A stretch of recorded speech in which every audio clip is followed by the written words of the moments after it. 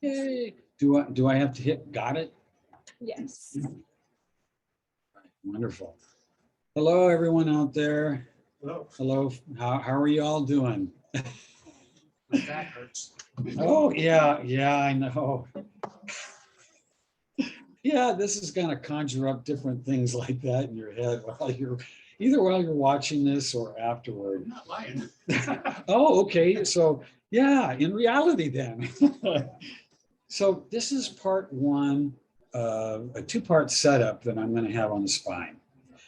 This week, this part is only covering structure and function of the human spine. And then the next part is going to cover what can go wrong with the human spine, including, since we talked about inflammation with, treating inflammation with food or anti-inflammatory foods that, work in our favor. I'm going to talk about how inflammation related to arthritis, what damage it can do to the spine, and all the implications of that. Because if you look at this front picture, which is kind of nice, when you're 35, you don't think much about it, but as you get older, if you look at these 2 points, the ear and the top of the shoulder here, you can see those points move forward as we age. It's just automatic. The spine takes a turn for the worse, so to speak. And that's why I put that slide there, because you can see over time what tends to happen. All right, everybody out there with me? Okay, we're gonna go. Okay, so relative to the rest of the human skeleton, you can see the spine here plays a very central role. It supports the head and has many muscle attachments, ligaments, muscles, cartilage, tendon attaching to the muscle, to various areas of the spine and to other structures. It's a sort of a central structural piece, the spine is, that has so many movable parts, and it's remarkable because of those movable parts, and yet it maintains strength around that. And that's because of all the structures that hold it together and allow for movement. So it's pretty miraculous in my point of view. So many aspects of the body, but the spine is just a pretty cool setup for everybody. All right, so basically the spine is cut into different regions. The very top is the cervical region, with the next step being actually the skull. And then right after that is I would say the longest area, which is the thoracic area, or the thoracic region, okay? And you have the lumbar just right under that. I have to say that most of us probably have trouble with this area down here toward the bottom, the lumbar region.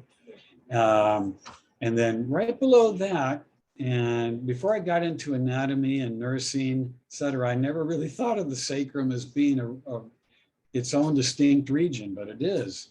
And same with the tiny bones down here called the coccyx. That has its own region too, because that's part of the tailbone area. So functions, very basic. It forms a tube. So if you're looking at the vertebrae, there's a hole that basically starts up here in the cervical area and moves all the way down until it reaches basically the first couple of, or the last thoracic and the first lumbar. And then instead, it kind of makes a tail, like a horse's tail. That's how the spinal cord changes at that point, right at that area. So the hole is there to guard and protect the spinal cord. All right. Oh yeah, a question? No? Okay. Okay. So it protects the spinal cord, a biggie. It provides protective channels for spinal nerves. So in other words, those are the nerves coming out from the cord and going everywhere. Peripheral nerves provides protective channels for those lower spinal nerves. And something that we don't think about, and we should, is it supports the weight of the body and especially the head. So, these are things that we don't think about, but these things are happening and are a part of our wonderful system. Again, maybe we take it for granted.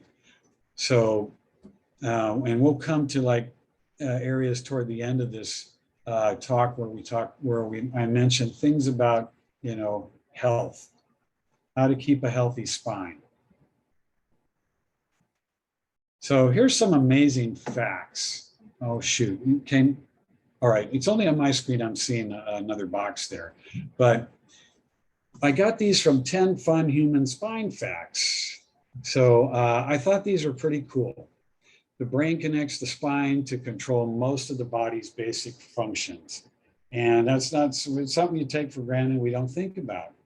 Over 100 joints allow the spine to be flexible, which is, major, because when arthritis hits those areas, flexibility changes over time.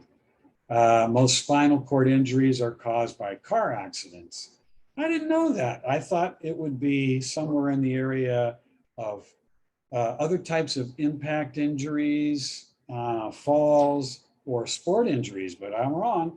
Car accidents. And most of the population will experience back pain at some time or another throughout their lives. Most common complaint. And here's another thing I didn't really consider, but a significant portion of the spine's length comes from the cartilage.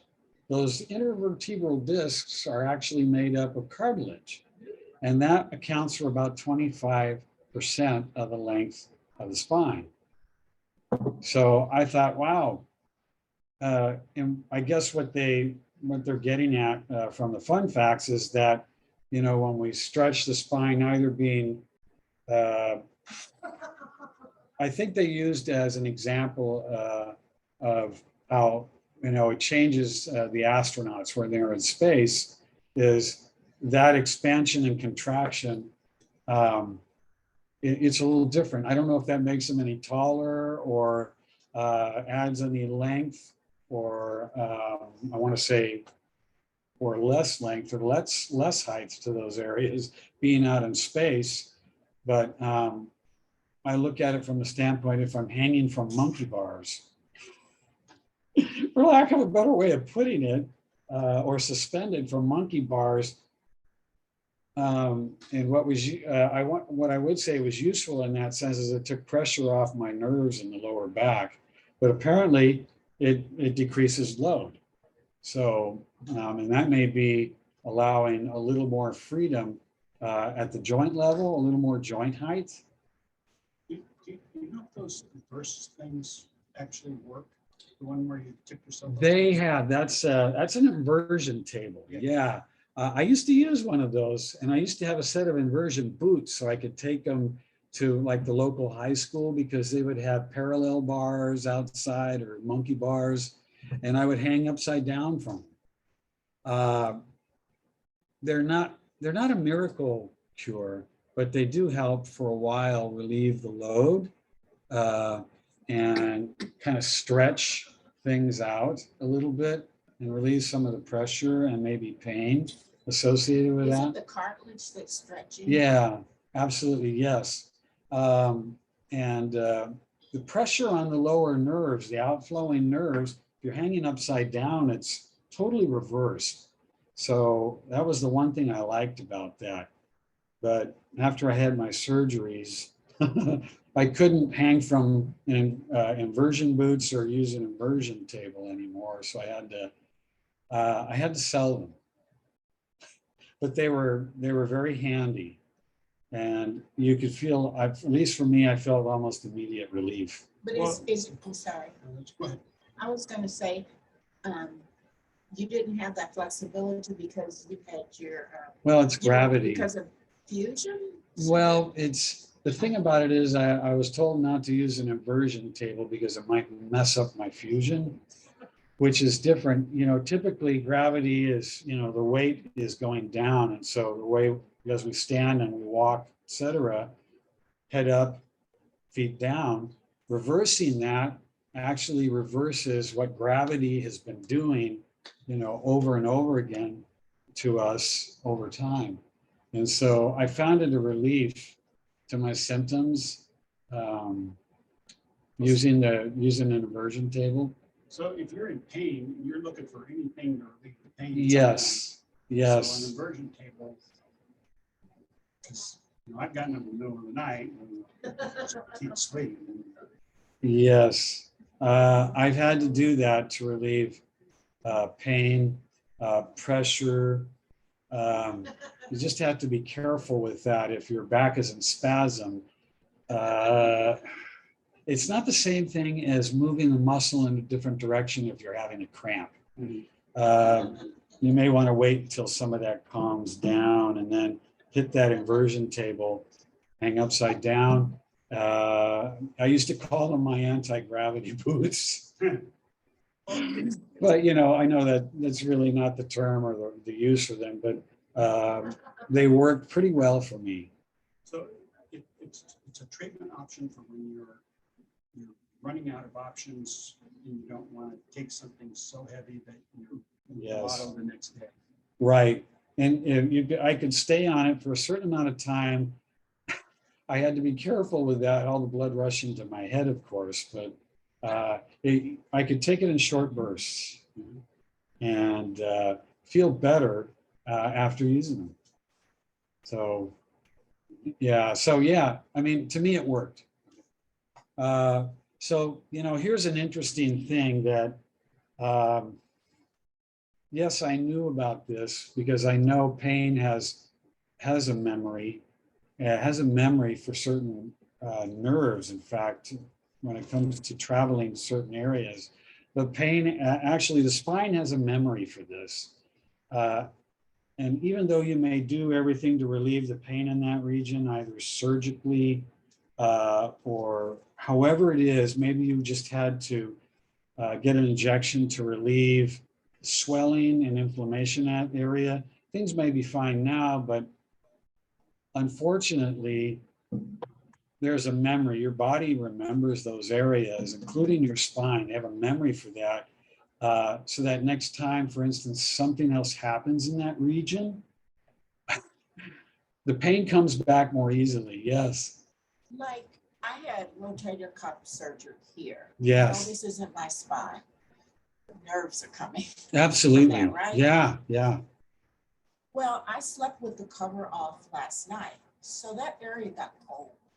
Yes. And pain just comes in. Is that it could be an potentially example of that now each time it gets cold in yes. an area where I've had surgery, I can feel it. Absolutely. And I think that's a form of memory in itself, that you feel symptoms, even though maybe not necessarily you need to have your joint fixed again, but that area, that region. And I had a very similar surgery, Desna. So I've had troubles with that too, even though there's nothing structurally wrong again, but that area, that joint, and where those nerves come out, has a memory. And even though you have something fixed over there, those damaged networks, when something happens there, even something innocuous, there's a memory for that, I want to say, train or way for those nerves to hit those same areas. There's some triggers. There's a trigger, yes. And so it remembers that. And I thought, well, okay, the fact that this isn't 10 fun human spine facts, not all of those are fun, but they're... Yeah, most of them really aren't. And I didn't include all 10 because then I'd take up two slides. And I thought I pulled the most interesting ones out and left the other ones in. So I thought, well, these are things we don't commonly think about, so I included them. Now, here we go. Again, this is a little redundant, but aside from supporting, supporting the body and the spinal canal of the vertebrae, creating that hollow tube area, protective area for the spinal cord and the nerve roots to leave that area of the spinal column. It also provides a structure for ligaments, and I'm getting to all of that next slides. That's why I included this. It provides a structure for ligaments, muscles, and tendons, because muscles are attached to various bones by tendons, and other cartilaginous structures that allow the bones to move on each other and to flex on each other, and to, what's the other word? Take a load. And what I mean by that, let's suppose you're leaning in one direction for something and you're able to pull something to you, or you're lifting something here, your spinal column, your spinal cord can become rigid in a way when it's healthy, to carry the load, to absorb that load. And Mary Lou, who's a kinesiology major, would know a lot about, how the body works that way when it comes to absorbing load and weight. So it's pretty cool. It's pretty cool and very important. Oh, what happened? There we go. So you can see here, and I'm not going to go into the muscles, etc., but you can see how the human body is made up this way, where you have all kinds of muscles attaching to various parts of the human body. And you can see the makeup of everything here centrally. You can't see the spine because of the musculature on top of it and around it. So those muscles are a huge supporting part that help keep the spine strong. And aside from muscles, here is what a typical cutaway of a spine, I want to say a vertebra, a single vertebra that's part of the spine. And not that you need to know any of these parts, but this area here, the spinous process is what pokes out back here. You can feel it, you can touch it. And muscles and ligaments attach to these areas here, including these little facet joints and these transverse processes, as they're called. And there are ligaments that can travel the entire length of the spinal column in front and back, and other ligaments that are in between, because some of those ligaments will form joint capsules. And inside those joint capsules are specialized cartilage. And when you have a capsule and cartilage, there's also fluid in there as well, which allows for free movement bone to bone. And the trouble is when the cartilage wears away. And, in an example that's gone in a different direction with that, in my hip joint, for instance, my right hip, I have nearly no cartilage in there anymore. I have a lot of extra bone growth they call hypertrophy, but almost no cartilage. And sometimes that happens to the spine. It happens to other joints like the knee or the ankle, etc. Anywhere where you're going to find articulating cartilage. So has technology come up with anything to do kind of a quasi replacement? Yes. Now for the spine, they've been experimenting with disc replacements and other, I want to say, not just discs, but they've been working on some artificial vertebrae as well. In some cases, if something is shattered, I mean, I don't want to go off on a trail so much, but interventional radiologists and interventional neurologists have a way of taking some of the shattered parts of the bone and basically gluing them back together.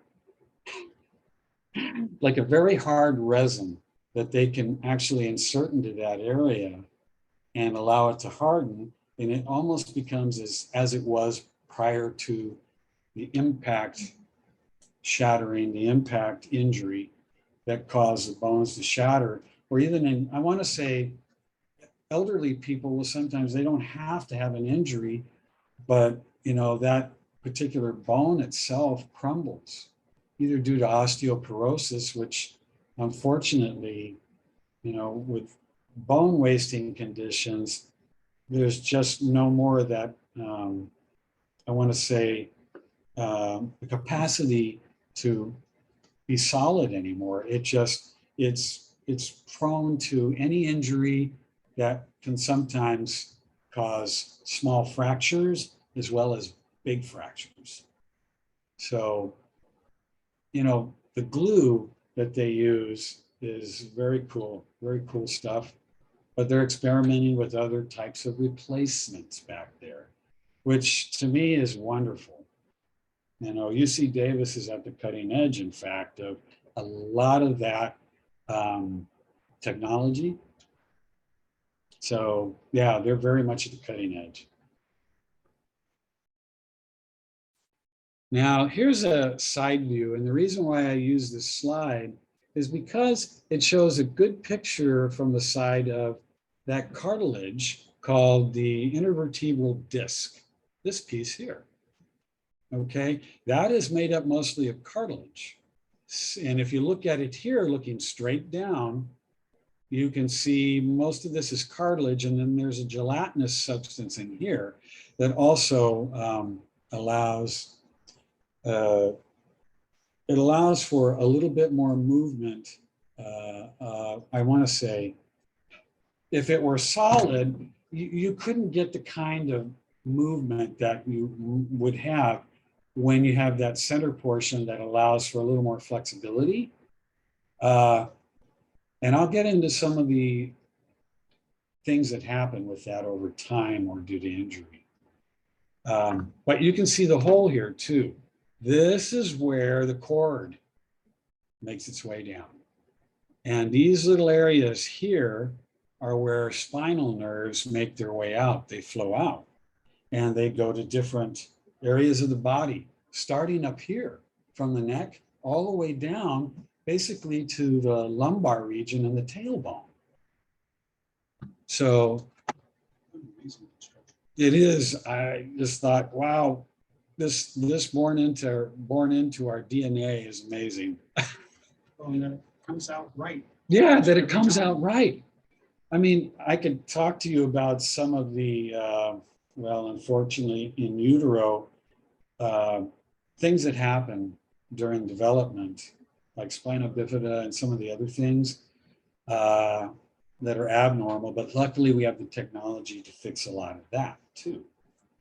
Now, ligaments. Now, I thought this was a good slide for a couple of reasons. You can see how ligaments tie in, help holding these vertebrae together and giving them strength. In other words, ligaments are very strong. They don't tear or bust easily. You have to have like a real wrenching injury or some other, I want to say, some other very traumatic injury in order to tear something like that. Otherwise, they're built of very strong material. And our spinal column is covered with these very strong pieces, some of them that run very, very long, others that are shorter. The ligaments are shorter and they hold smaller areas together with a lot of strength, but they're flexible enough. So in other words, they allow movement, but they're still strong. They're still very strong parts of the spine are surrounding the spine that allow us to move and allow us to lift and stabilize. So I think it's very cool structure. Now, tendons. You looked at the musculature on, I think it was the first slide in this series, but what attaches muscle to bone is the tendon. Now, the tendon is also allows for things like extension.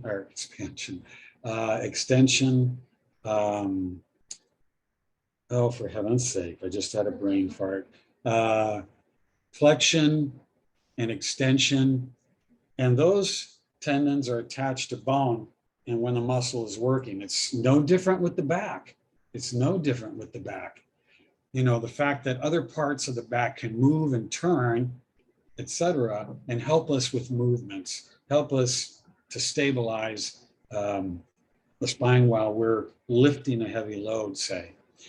So those parts are usually much closer to the spine because that's where you can see attachments.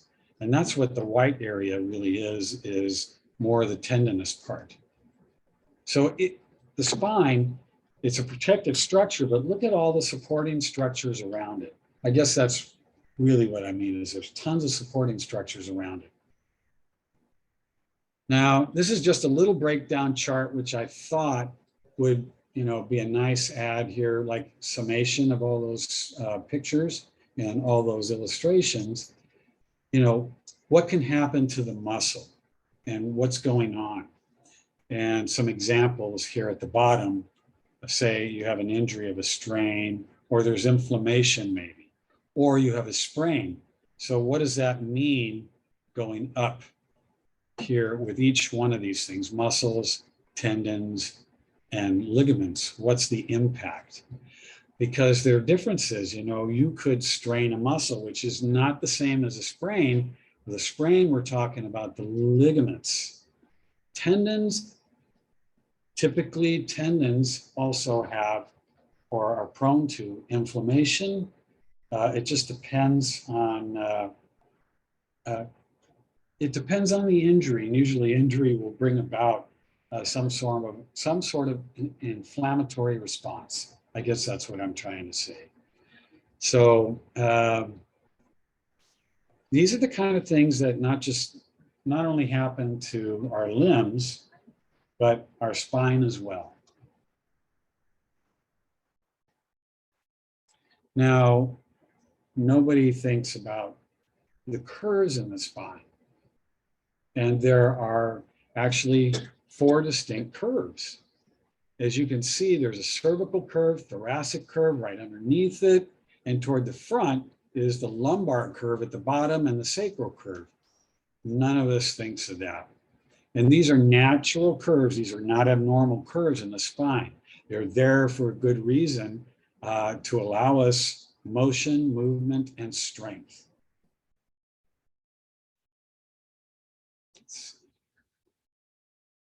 Everybody with me out there in Zoom land? Is there anything you want me to repeat or explain? No, thank you. Okay.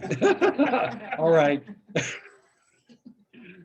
Sounds good. Okay, I'm going to carry on then. Okay, this is the same picture, but there's an explanation to the right. There are some medical names or terms that we use for some of these curves. So the neck, you can see the neck up here. There's a curve toward the front. And if you look down here, there's the lumbar curve. It also curves toward the front. And these are gentle curves we call the lordotic curve. So if you look at here, this is going outward, but if we're looking at a front, you have to look at that. You have to look at the human body, if you will, cut into different sections, front and back, right and left. And it's really hard because I didn't include a picture of this, and it would make more sense if I had. The different planes that the human body has when we refer to front, back, anterior, posterior, or right side, left side, medial, lateral, lateral this way, medial this way. So those front curves are called a lordotic curve. That's just how we refer to it, say, in a medical report. The mid-back, which is this region, has the most, I want to say, vertebrae. The mid-back, or the thoracic spine, where it curves outward. And again, you got to look at this from a plane sort of way. The curve goes toward the back, but the front of the curve goes kind of inward, but the curve on the back, I want to say the posterior part, is a curve toward the back, and that's called a kyphotic curve. That's how we refer to it. And with the sacral area, sacrum, and the coccygeal area down here, it has a sort of kyphotic curve too. So the lower back, lumbar spine curves inward, and that is a lordotic curve. Again, I don't know that you need to really commit any of these to memory. I wouldn't. But if you just have a general idea that the human spine has a curve to it, there's a normal curve that, barring any abnormalities like scoliosis, and I'll talk a little bit about that next time, they're normal curves. And at the region of the pelvis, because that's where this area here is, the region of the pelvis, there is that sacral curve. Again, it's a kyphotic curve. So remembering that, and remembering all the structures that surround the spine, this might look really, really like, oh, how can this possibly be stable? It is. And this is completely normal. And when considering everything built around it, it's pretty tough region, and it has to be. Now, again, this is really small, and I don't expect you to get out your magnifying glass to see this, but there's a significance to those spinal curves. And that's why I put it here, because of the impact it has on the human body. The curves in the cervical, thoracic, lumbar, and pelvic region, or sacral, the impact on the body is huge. And I'll just read off the top part where the cervical curve is. Because of the impacts it has, there are blood vessels that run in and around your cervical vertebrae. Not only blood vessels, but nerves that feed areas like the spine and associated structures, scalp, the skull, the base of the skull, especially the neck, and I want to say the neck musculature, and the diaphragm as well. And that's the thing that helps us breathe, the musculature and structure down here. The neck muscles, shoulder and elbows, arms, wrists. So that curve, normal curve itself, is there and has an impact on all those areas. Possible symptoms, on the other hand, if there's something wrong in that region, could be anything from headaches, dizziness, problems with your sinuses, allergies, head colds, fatigue, vision problems. There's a direct connection. I guess that's probably a better word. There's a direct connection with that normal curve and what it does normally and these other impacts that it has on the other areas, associated areas of the body. Nobody stops to think about that unless you're a clinician, a physician, a nurse, or some other clinician. You don't think much about that, as your regular run-of-the-mill person out there. So, and the most important structure that accompanies the spinal column is a spinal cord, okay? And it actually starts up here in the brain within the skull, and it goes right through that series of holes created by your vertebral column. So it's kind of cool. The function of the spinal cord. Of course, it's very long. It has to start up here at the base of the skull because that's where it goes out from, I want to say, the protective structure of the skull itself, and relying on the vertebrae all the way down to basically your tailbone. It's a bundle of nervous tissue. Absolutely, it's part of the central nervous system, the spinal cord. And what happens is any of the nerves that flow out of that is part of the peripheral nervous system. So it is a very important bundle of nervous tissue coming out of there, and is connected to the brain, of course, and it goes all the way to the lower back. So the cord, of course, is important because everyone has heard of paralysis, say to a condition involving a motor vehicle accident or a fall, some sort of injury that cuts that electrical connection below that level all the way down the rest of the body. And that means the electrical signal of that conduit, because I like to think too of the spinal cord as a conduit for electrical signals back and forth, like a superhighway back and forth. And if you cut that off somewhere, the signals can't get past that area. So that delivery of signals, all the way to the peripheral system, sends and receives information going back and forth from the brain to the rest of the body. And of course, I talked about the cord being protected by all the structures that are included with the spinal column and everything around that.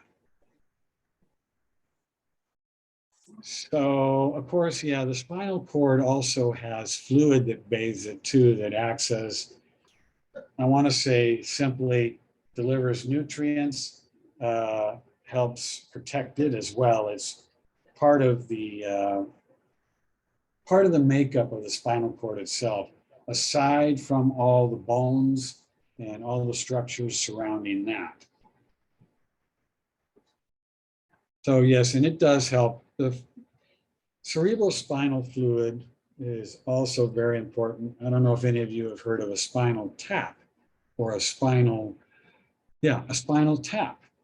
There's fluid. What it is extracting fluid from that area of the spinal cord and getting a specimen or a sample of that, and just to test it for various things, as if you're getting a urine specimen. Only this is a specimen of the fluid that's bathing the spinal cord and all the inner workings of it. And it acts as a cushion as well. Is that So, a specialized fluid only found in the spinal cord? yes, and it actually goes all the way up in and around the brain, and people experience something called hydrocephalus in some cases. If yes, water on the brain is a way of looking at that, hydrocephalus. It's because the system of reabsorbing either the fluid is somehow blocked or somehow, I want to say, retarded in such a way that it's not doing what it's supposed to do. The uptake of fluid, just as there's a certain part of the area around the brain that produces the cerebrospinal fluid, there's another part that takes it up and also processes it so that you don't get too much and you don't get too little. There's a balance.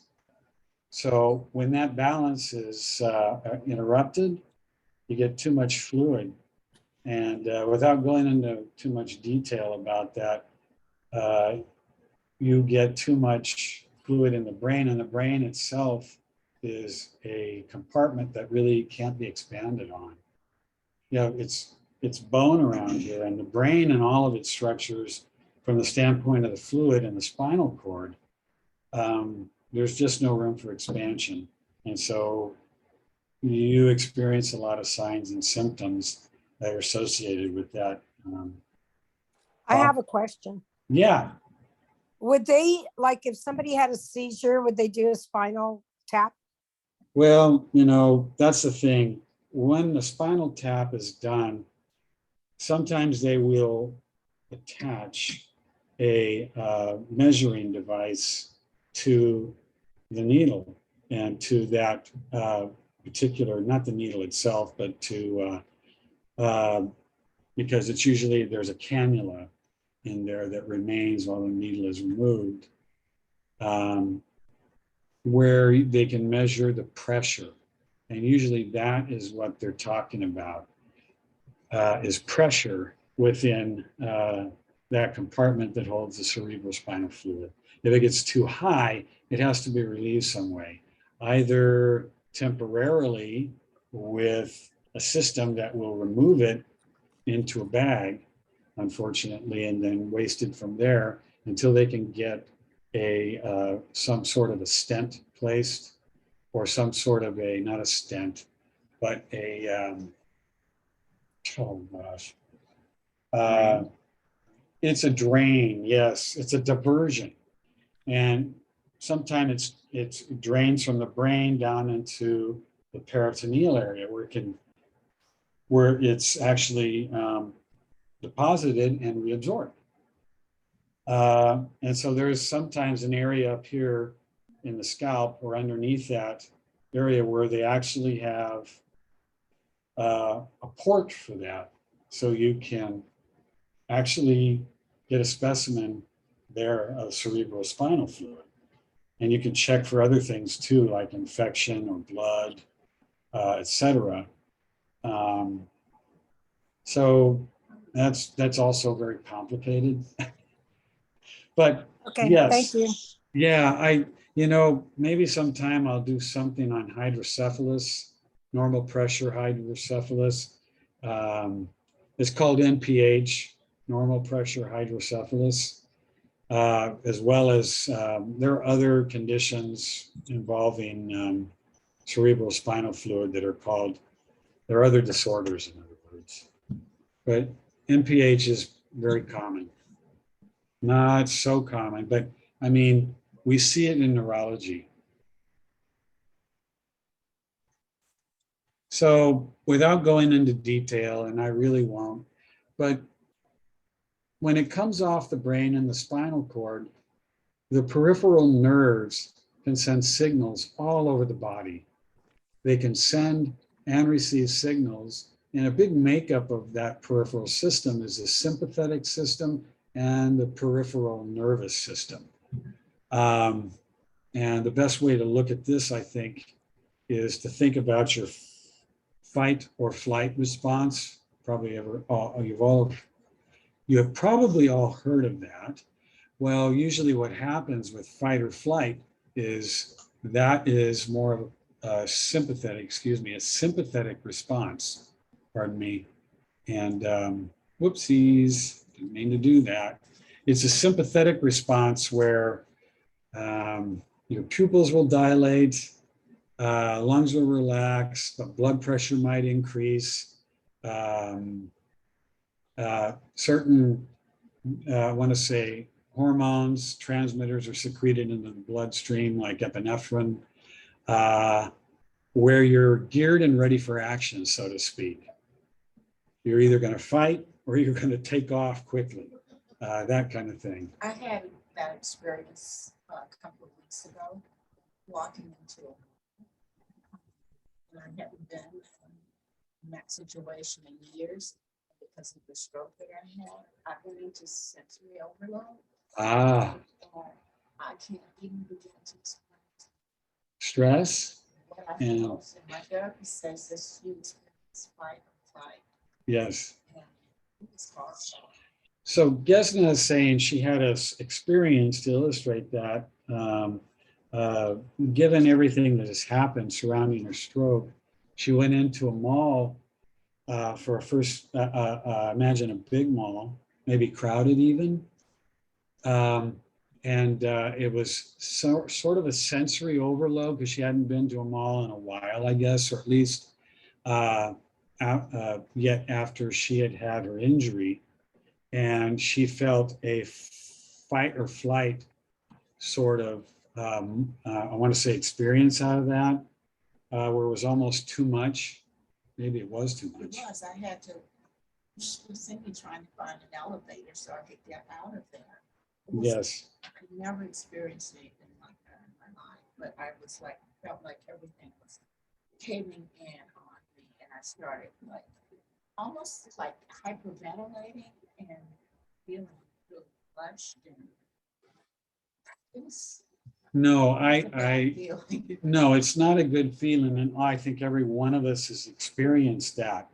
And in one way or another, that is your sympathetic nervous system that's responsible for that. That and other neurotransmitters and hormones that kick in and go into action to affect certain organs and structures within the body. So that part of your peripheral system is important for getting you ready for action and meeting a stressful situation. On the other hand, the parasympathetic system over here tends to help you go back to a maintenance mode and return you to homeostasis in a sense, where now blood pressure returns to a normal state, heart rate will return to a normal state, your stomach is no longer in knots. The signals and the certain chemicals that are released during that panic, nervous, fight or flight experience are no longer in action. They're actually being replaced by other, what you might call other hormones and transmitters that help bring the body back down to a more homeostatic state with less, I want to say, you're back in equilibrium. I guess that's the best way. You go back to equilibrium. The parasympathetic nervous system helps you go back into an equilibrium state. It's a good thing there's a balance there, something to help you get ready, and another one to bring you back, to help you get back to that normal state. You're not in, a heightened hyper state. So does that make sense? And it's an important part of the peripheral nerves that come out of the spinal cord. And that's how it's related. Now, here is some more what you would call, and I didn't really mention this before, and I'm glad it's on this slide. As far as the spinal column is concerned, you have 7 vertebrae up here in the neck that comprise your cervical region. So sometimes you might hear your physician talk about, well, you have a bulging disc at C6 and C7. Well, what is that? Well, those are 2 of the numbers of the total of 7 vertebrae that make up that region. Or, going down further to the lumbar area, you may have spinal stenosis at levels L1 and L2. Those are the lumbar. What is stenosis? Stenosis is a narrowing, and that could be, you could have actually narrowing of the cord canal, or you could actually have narrowing because of degeneration, and I'll get into this next time, of the intervertebral discs and the vertebrae that lay on top and at the bottom of that disc. If something happens to change the position, it can narrow or impinge on that small opening that allows the nerves to flow out. And so, yes, you can have stenosis of the actual cord and of the outflowing nerves. And if there's stenosis, that means you're impinging on that particular area of the nerve or the spinal cord, which isn't a good thing. So, of the different regions, 7 cervical, 12 thoracic. So the bulk of all your vertebrae are in the thoracic region. 5 lumbar, and there are a few in the sacrum and a few also in the coccyx, though they're not numbered. You can see at the bottom here, at the level of the sacrum, though it's a solid, it seems like a solid bone. Where's my pointer?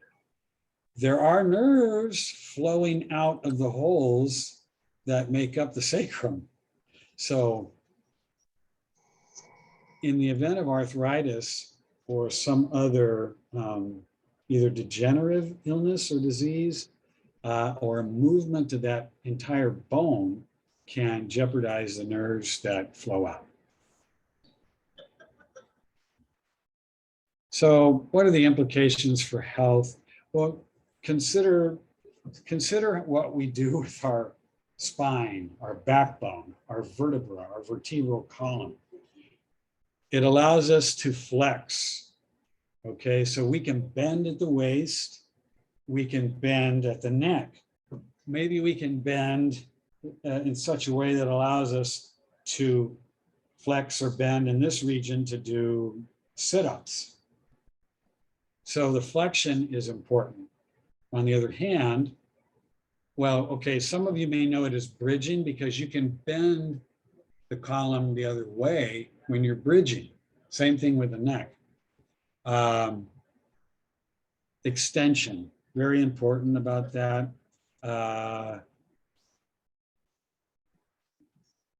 Extension, touching your toes. Don't know if I meant to put that there. I think that would qualify more as flexion. However, you know, I suppose that part of the back would straighten out when you're doing that move. But extension would be things like if you're standing straight up and you decide to move your spinal column head backwards. So in other words, extension is this area here, supportive and fixed, but moving the entire upper back and head backwards. And that will actually include the shoulder girdle as well. That's extension. That's really extension of the spine. Rotation. So what is rotation? Rotation actually happens, the twisting and the turning happen at the level of, for instance, the vertebrae. It allows you to move one direction or the other. You have those little joints in between the facet joints where you actually have an articulation or communication with one vertebrae on the bottom and the other one on top. And that allows to twist a little bit or turn, even flex and move one direction or the other. Again, at that level, you have little, you know, those levels are made up of cartilage at the articulating places and allow for easy movement. And there's a capsule there too that allows for easy movement. And in that joint capsule, typically there's a little fluid as well. So, I mean, rotation is very important. Otherwise, how could you do this? Right? We don't think about it, we just do it automatic. Lateral movements. That would be lateral bending. I want to say, bend this way, bend this way. I don't do so well on bending up in the neck because I have a fusion from C5 to C7. So everything has been fused. It doesn't move at those levels, so it's hard for me to sometimes bend up here, so I don't do it very much.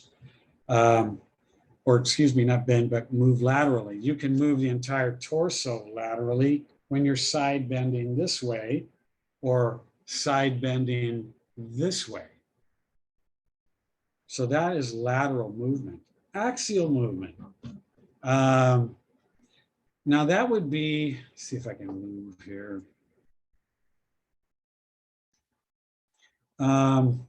Axial movement is like the expansion and contraction that happens sort of when you're on monkey bars. It doesn't matter whether you're hanging upside down or suspended this way some way, or by your arms, etc.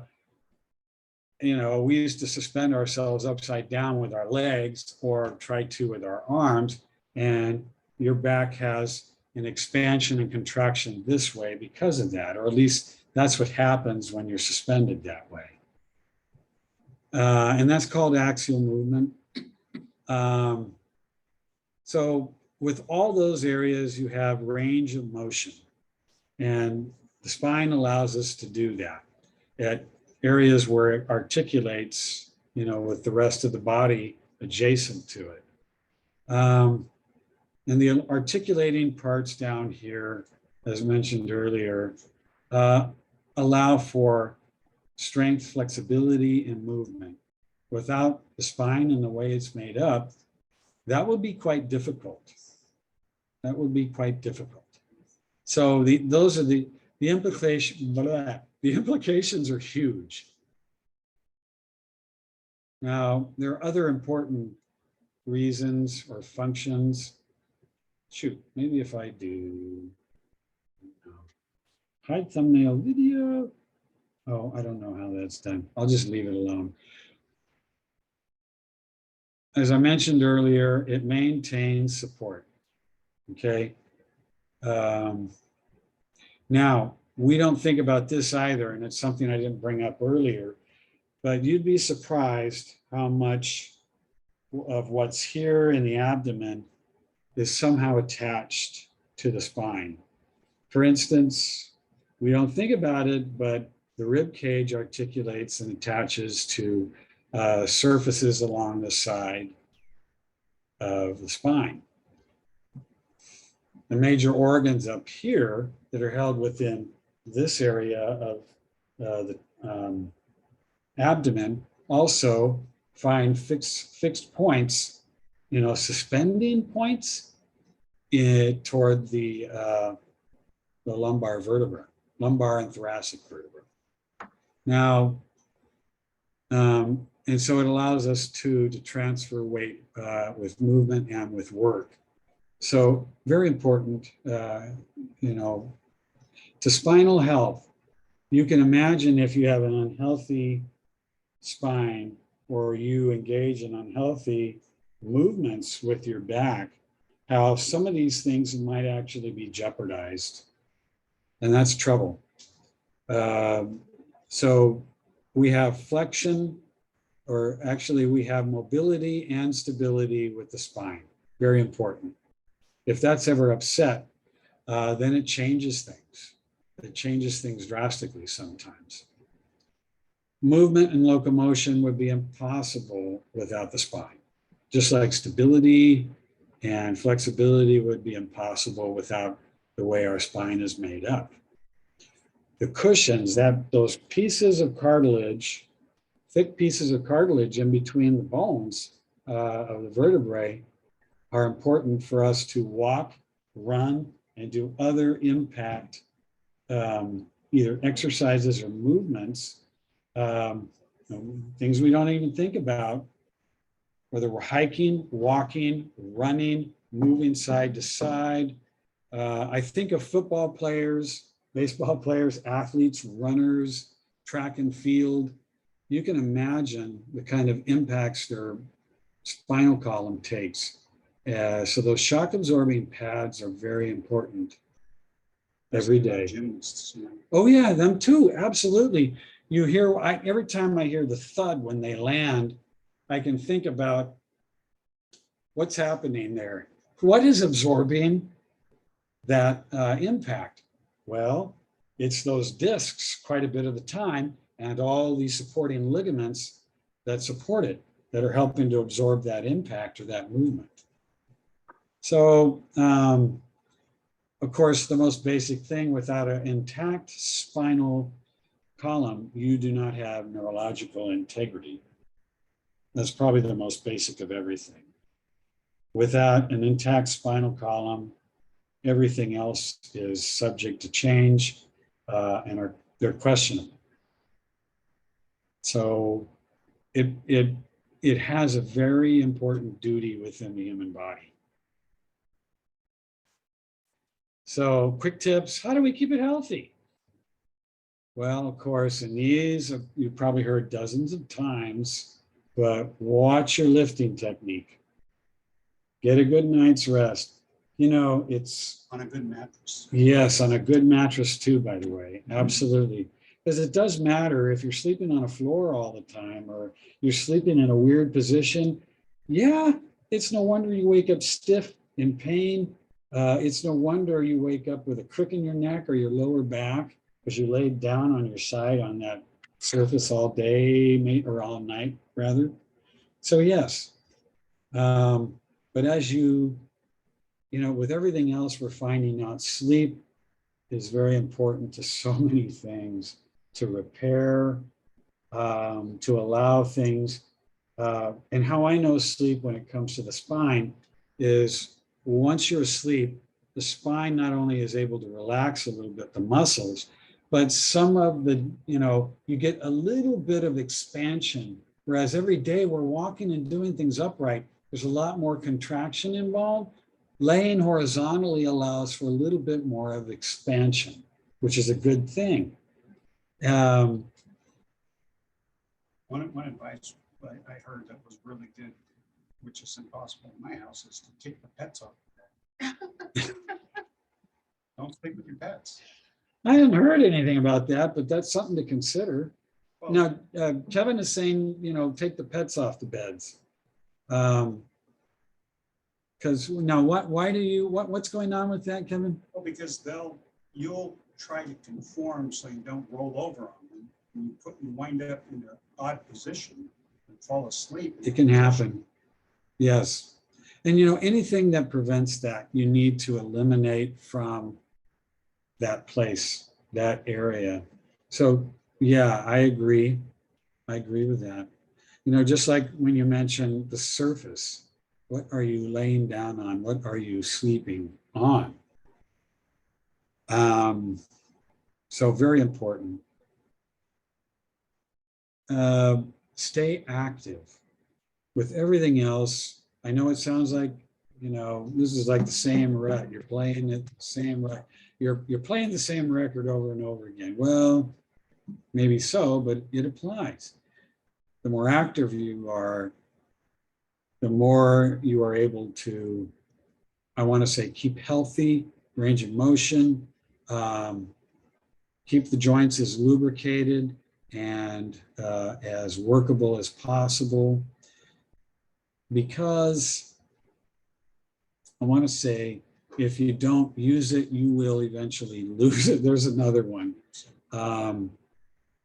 And how do you maintain flexibility in order to stay loose and maintain movement and throughout your spine, throughout your body, is to stretch. Stretching. Exactly. And Linda does stretching up here. And very important exercise.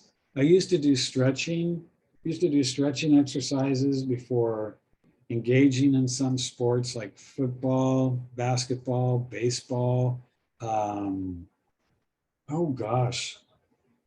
If you go into a gymnasium and you're just cold, you can't, I think you can't, I think you might be doing yourself a disservice if you didn't stretch a little bit before you went right into your routine. And that helps warm up muscles, etc., and gets things moving so you don't strain something or sprain something along the way. So also treating yourself to a massage. Now, how does that help? Well, it actually helps encourage blood flow into that affected area. And so a good massage into that affected area around the spine, because, this is something as a nurse, we carry our strain, we carry our stress here in the upper back. That includes the upper thoracic and into the cervical. And I want to say the most common thing we would do for each other is to rub the neck and rub the neck muscles. We did it as a way to help loosen the muscles surrounding the spine and the shoulder girdle. And with that, it loosens things up and brings blood flow into that area too, as well, if there's some sort of repair and just maintenance needed in that region. So So hopefully that makes sense too. Now, maintaining a healthy weight. That also goes for so many different things, but weight in general that you're carrying around regularly will eventually have and may have a negative impact on your spine and other joints like your knees, ankles, hips. So to maintain a healthy weight is optimal. So it's suggested that you do so. Now, staying hydrated is another factor. When you think about water, our body needs it, our cells need it. Well, I want to say our joints that are lubricated also need it. Helps to diminish things like friction, all right? Because fluid for those areas has to come from somewhere. And if you're dehydrated, well, it doesn't do very well to maintain the tissue in those regions. So staying hydrated helps immensely with that. So hopefully that part makes sense. And I believe we're at the end of our slides. Any questions? Yes, I have one question. Yes. What is it that causes you to not be able to easily get in and out of a bathtub? Well, yeah, the question is, why do we have trouble sometimes, Gesna is asking this, getting in and out of the bathtub? In other words, I guess lowering yourself into it. Worse trying to get and out. worse trying to get out. Part of this going in is a lot easier, I think, because you're not as loosened up. That could be a possibility. If it's warmer, warm type of water you're going into, then I would say you're relaxed. But the thing about it is too, your body may be at a disadvantage in that situation. In other words, your joints to help you lift out of something like that. You have your legs stretched out and you're trying to figure out what's the safest way to stand up and get out of this. Now you're in a slippery situation to begin with, which,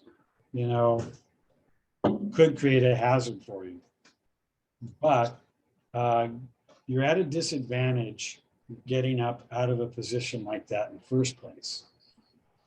Because it's from a semi, almost laying down position, semi-seated laying down. And so you have a lot of movements there. And if you have to go from the ground roughly to standing, there's a lot of parts involved to do that. And depending on how strong you are, it depends on your constitution.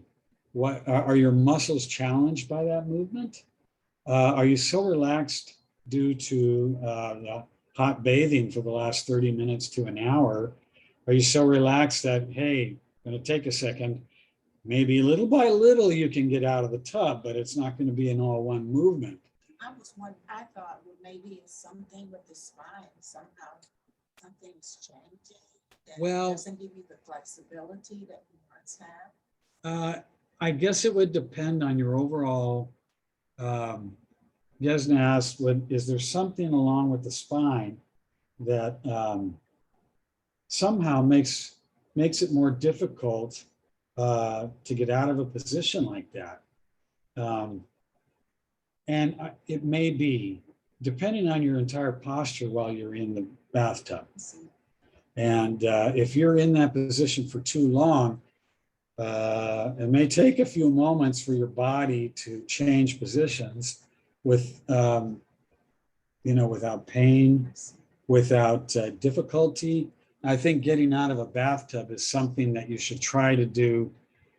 If you're strong enough and able enough and it's safe enough, maybe you can do it in one movement. Otherwise, I would say do it gradually.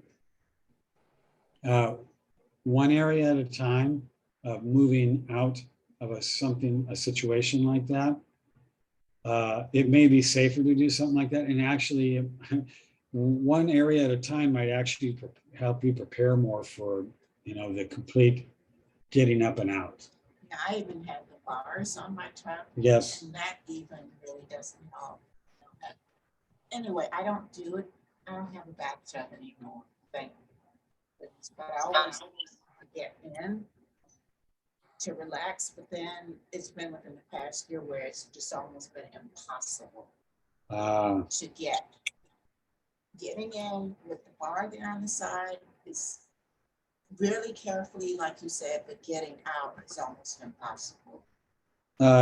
So Gesna is saying that, well, she no longer has a bathtub, but even with all the protective and helper devices that go with an equipped bathtub, it's still very difficult.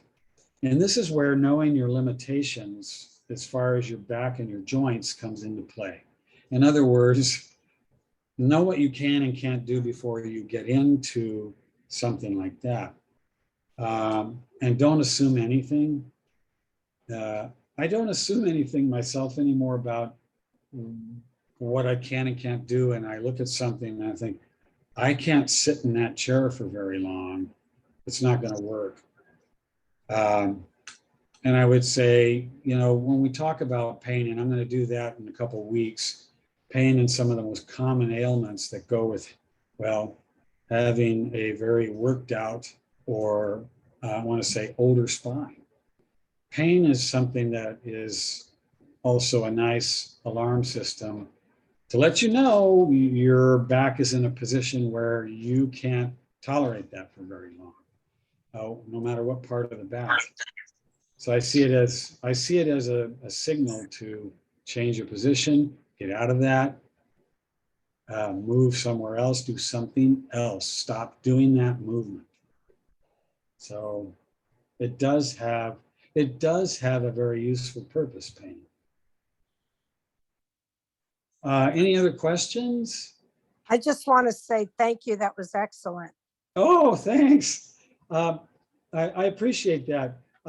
I couldn't get beyond this to talk about the spine as far as abnormalities when it comes to arthritis, because arthritis is a big deal there, arthritis and degeneration, as well as other things that have a way of destroying the discs. And I'll get to that in a couple of weeks. I think 2 Tuesdays from today. That would be great. And I won't cover comprehensively, but I'll cover some of the main issues surrounding troubles with the spine. And I'll actually have x-rays and MRI scans to show you. And it won't be difficult to see these things. You'll be able to look at that on the screen and say, yeah, that doesn't look normal. So I'll include that on the next presentation. All right. Well, if nothing more, thank you very much for being here today. And I do hope, actually, this is being recorded, so I'll need to stop recording as well. I do hope this is going to be useful. It will actually be on the site as well, on the cardiovascular wellness site. So until I see you next time, I guess you all have a great rest of your day, and I'll see you in a couple of weeks.